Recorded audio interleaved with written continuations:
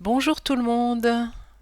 Bonjour, je suis heureuse de vous retrouver aujourd'hui, cette semaine, pour vous parler de la lecture d'âme. Est-ce que vous savez ce qu'est une lecture d'âme?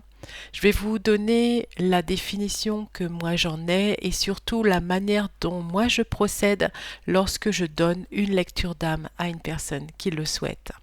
La lecture d'âme, c'est ni plus ni moins le fait d'aller explorer une vie antérieure, une vie du passé, une vie que vous avez vécue par le passé qui se retrouve sur une ligne de temps que l'on ignore avant de commencer la séance et qui va vous être donnée avec certains caractères, certaines définitions de comment vous êtes habillé, de comment vous vous comportez, de l'environnement dans lequel vous vivez, de la famille avec laquelle vous êtes, etc. Ce n'est ni plus ni moins qu'une régression pour ceux qui en ont déjà entendu parler. C'est en fait aller chercher dans vos annales akashiques une de ces vies. En tout cas, pour ma part, ce ne sera que une vie, si je peux dire ainsi. Vous n'en aurez pas plusieurs d'évoquer lors de la séance que vous pourrez faire avec moi. Il y aura juste l'évocation d'une vie bien particulière qui aura été sélectionnée par vos guides. Donc, je me présente, je suis Isabelle Peter, je suis thérapeute quantique et médium. Je le suis depuis ma plus tendre enfance. Je l'ai découvert au fur et à mesure des années et surtout avec les aléas de la vie que j'ai menée et au fur et à mesure, j'ai constaté que j'avais cette capacité de médiumnité et particulièrement de réception des vies antérieures. Je me connecte à vous lors de la séance que vous pourrez prendre avec moi. Cela dure 1 heure. La séance en soi dure donc 1 heure, mais par contre, l'évocation de votre vie, de cette vie passée, ne dure pas 1 heure. Elle va durer quelques minutes et cela peut durer 5, 6, 10 minutes au plus. Ça ne paraît pas très long, mais en tout cas, ça suffit amplement pour déjà vous faire prendre conscience de qui vous étiez dans cette autre vie, de ce que vous y faisiez, de qui vous étiez, la personne que vous étiez, que ce soit homme ou femme, et surtout comment vous viviez cette vie-là.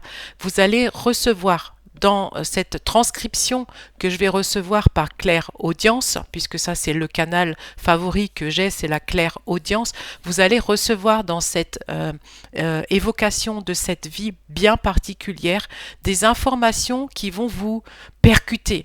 Il est possible d'ailleurs, je précise, que cela soit parfois un peu violent. De toute manière, sachez qu'à partir du moment où vous ressentez l'appel de faire une lecture d'âme, de venir voir ce qui a été dans une de vos vies passées, ce n'est pas vous qui choisissez d'ailleurs cette vie, comme je vous le disais, elle sera donnée par l'intelligence supérieure, et donc vous recevrez cette vie, celle qui correspond le mieux, qui est le plus en adéquation avec ce que vous vivez dans cet instant. Je précise aussi que je n'ai nullement besoin de savoir ce que vous traversez à l'heure actuelle pour que vous receviez cette évocation de cette vie passée. Elle sera en totale cohérence avec ce que vous traversez, avec les difficultés que vous avez et avec l'intention qui fait que vous êtes venu à moi pour vivre cette expérience. Ce sera effectivement une expérience. Tout le monde ne se jette pas à corps et à cri dans ce genre d'expérience car elle peut être un petit peu bouleversante. Il arrive parfois que vous entendiez que vous avez été une personne plutôt désagréable, voire mal embouchée, que vous étiez peut-être quelqu'un d'imbuvable, comme on dit, et que vous aviez peu de respect par rapport aux gens, que vous étiez peut-être raciste ou que vous ne supportiez pas les petites gens, comme souvent c'est le cas dans les évocations de ces vies. Cela peut aussi être en rapport avec un talent que vous avez eu mais que vous exploitiez mal. Alors ça fait super plaisir de savoir qu'on a été quelqu'un d'extraordinaire, mais par contre souvent avec une conscience, on va dire limitée ou peu exploitée, on va dire comme ça. Il est bien entendu normal de ne pas se juger, de ne pas se critiquer lorsque l'on apprend qui on a été dans une autre vie. C'est justement l'âme qui nous donne un petit rappel pour nous dire, voilà, ça c'était toi dans une autre vie, voilà qui tu étais, voilà ce que tu ressentais, voilà ce que tu pensais, et voilà ce qu'étaient tes croyances limitantes. Elles ne sont pas souvent évoquées de vive voix, mais elles sont ressenties, perçues par vous-même, par moi, et lors de l'évocation de cette vie, vous allez sûrement, pour la plupart, revivre cette vie, ou en tout cas, ça va venir vous, vous percuter de telle manière à ce que toutes ces limitations, ces croyances erronées, délétères, vont se libérer au fur et à mesure de la révélation de cette vie. Il n'y a rien à faire. Donc je le répète, que ce soit avant, pendant, après, peut-être juste après, je vous donne en général un conseil, mais il n'y a rien à faire. Et justement, c'est tout on va dire le truc au niveau d'une lecture d'âme, toujours lorsque vous venez me consulter, c'est qu'il n'y a rien à faire, il y a juste à se laisser être et à écouter qui était cet autre vous dans une autre vie. Généralement, la répercussion de tout cela va se faire soit dans les secondes qui viennent, ça arrive, hein, ça peut être du simultané, c'est paf, instantané, vous recevez votre évocation et ça y est, vous savez déjà pourquoi vous avez reçu ce type de vie. Le mental, par contre, peut vous dire, au début, quand vous entendez qui vous étiez, que ça ne correspond pas du tout à qui vous êtes à l'heure actuelle. Et c'est justement cela qui fait la beauté de la lecture d'âme, c'est que vous recevez des informations d'un autre vous qui n'était sûrement pas du tout l'équivalent de qui vous êtes dans cette vie. La plupart du temps, lorsqu'on fait appel à une lecture d'âme, c'est qu'on a réellement avancé sur son chemin et qu'on est déjà bien évolué à un certain degré, mais on a déjà évolué sur son chemin de conscience, ce qui fait que justement on puisse faire appel à cette lecture d'âme, à cette régression. Lorsque vous recevez cette lecture d'âme, il suffit d'être juste à l'écoute. Je vous demande de baisser vos barrières, c'est-à-dire de vraiment laisser tomber la carapace, tout ce qui fait que dans la vie quotidienne, on a l'habitude de maintenir une certaine posture, une certaine stature, mais dans une lecture d'âme, lorsque vous recevez cette évocation, c'est vraiment d'être à nu, d'être vulnérable et de pouvoir assimiler tout ce qui est dit, ou peut-être pas forcément dit.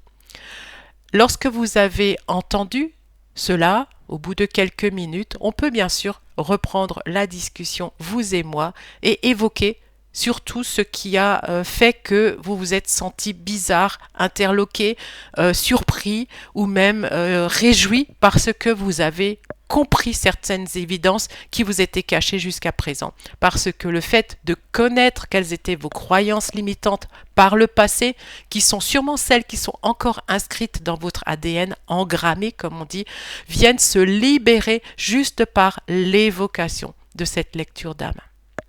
Il n'y a rien à faire. Mais c'est peut-être le plus compliqué, n'est-ce pas? On a souvent l'habitude de vouloir faire, qu'est-ce que je peux faire de plus? Rien à faire. Sinon, ce que je propose très souvent, une fois que c'est fait, une fois que la séance est terminée, qu'on a pu échanger entre vous et moi de comment vous l'avez perçu, comment vous l'avez vécu, des petites choses que moi je peux aussi ajouter par les perceptions que j'en ai eues durant la lecture, je peux surtout vous conseiller, et vraiment c'est quelque chose à faire au moins sur les semaines qui suivent ce rendez-vous, c'est de faire une petite introspection régulière de qui vous êtes dans l'instant. Un petit moment comme ça où vous vous posez et vous vous dites « Ok, qu'est-ce que je pense maintenant? Qu'est-ce que j'ai dit dernièrement? Qu'est-ce que j'ai fait dernièrement que je n'aurais pas fait auparavant, avant d'avoir reçu cette lecture d'âme? Qu'est-ce que je me permets de faire? Qu'est-ce que je m'autorise de plus? Est-ce que je suis un petit peu plus virulente?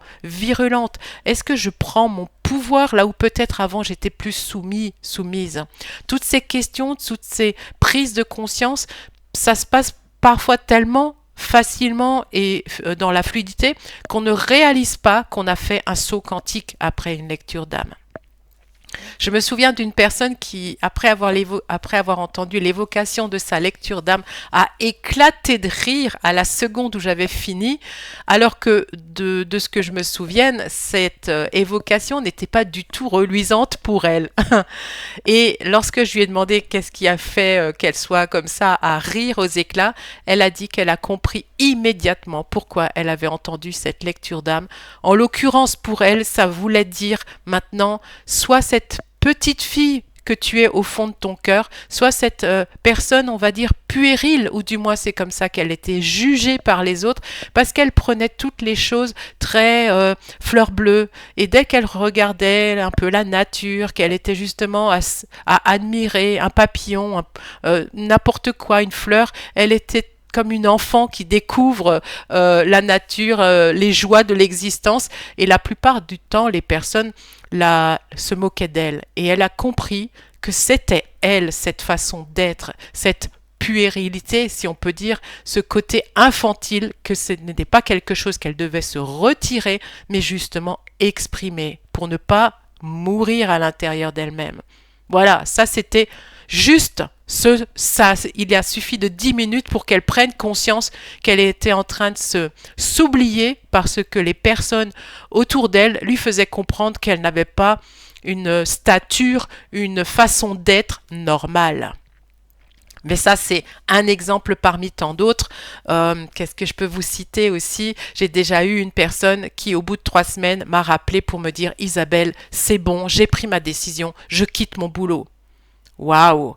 Je précise toujours que en général, ce n'est pas du coaching, une lecture d'âme. Ce n'est pas quelque chose où vous venez me dire « Je veux telle chose et je veux l'obtenir grâce à la lecture d'âme. » Lorsque vous prenez une lecture d'âme, en tout cas toujours en venant chez moi, en me consultant, c'est parce que vous avez envie bien sûr de changer votre quotidien, que ce soit dans une transformation physique ou psychologique, mais de toute manière c'est un grand lâcher-prise. Vous vous dites, je sens que j'ai envie de la faire, mais quel va être le résultat? Je n'en ai aucune idée. Donc c'est vraiment un saut dans le vide. Vous vous faites totalement confiance, vous vous dites, ce truc-là, je sens que ça va me faire avancer. Mais dans quoi, vers quoi, aucune idée.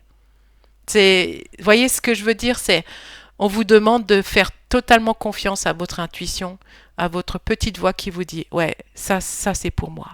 Et je le sens, c'est comme ça. Donc, si vous voulez en savoir davantage, je peux vous renvoyer sur le lien qui se trouvera en dessous de cette vidéo. Vous pouvez donc cliquer sur ce lien, réserver une place, que ce soit aussi bien pour avoir un créneau avec moi et pouvoir en discuter plus de vive voix, ou tout simplement réserver votre place sur mon site les www.éveil-et-harmonie.com. On se retrouve bientôt. Je vous souhaite une très très belle semaine. Bye tout le monde. Ciao.